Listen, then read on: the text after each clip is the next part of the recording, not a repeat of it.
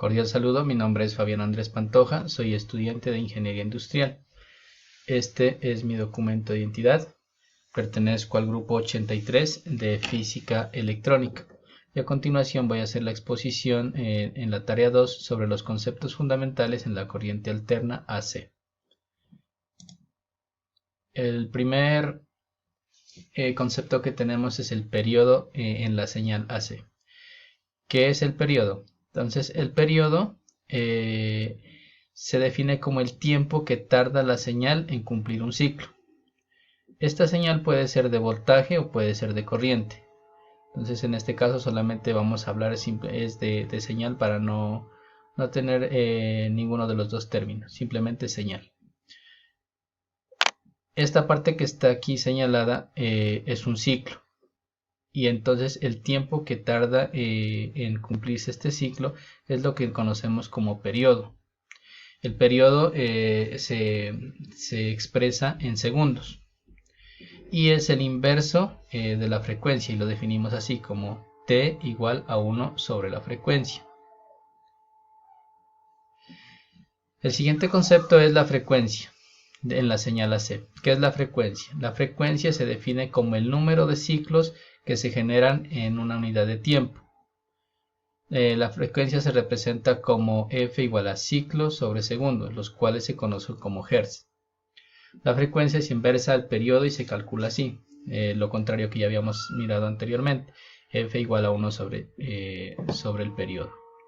Aquí podemos mirar la diferencia de lo que es un periodo y este ciclo, y acá miramos ya lo que es frecuencia. Entonces miramos que aquí hay un ciclo, aquí hay otro ciclo y aquí hay otro ciclo. Entonces todo esto es a lo que denominamos la frecuencia.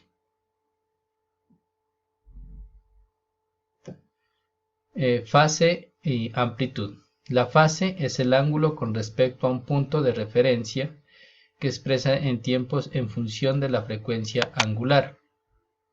Entonces aquí podemos mirar dos señales, digámoslo así, donde este es el punto de origen, donde el ángulo es 0 al arrancar, y acá tenemos otra que arranca acá arriba con un ángulo de 90 grados.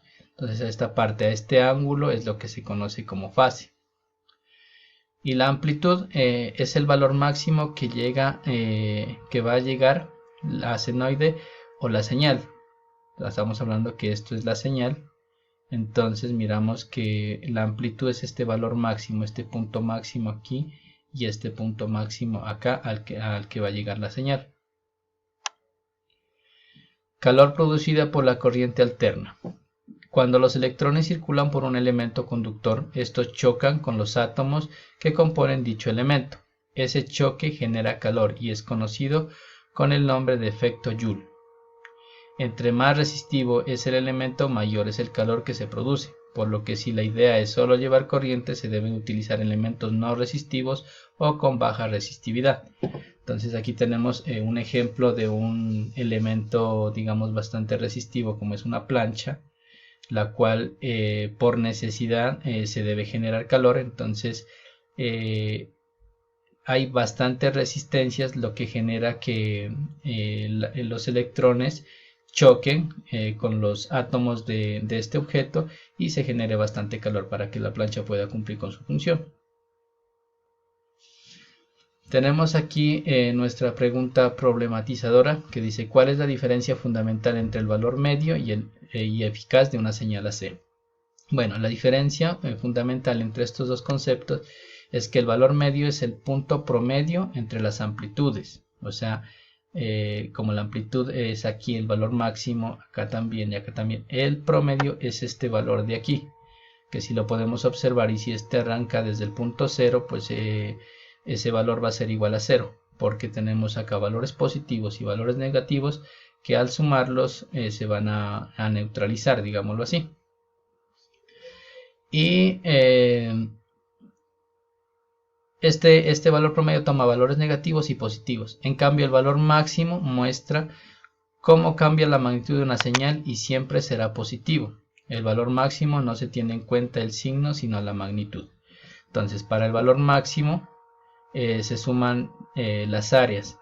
Entonces, vamos a calcular toda esta parte de aquí.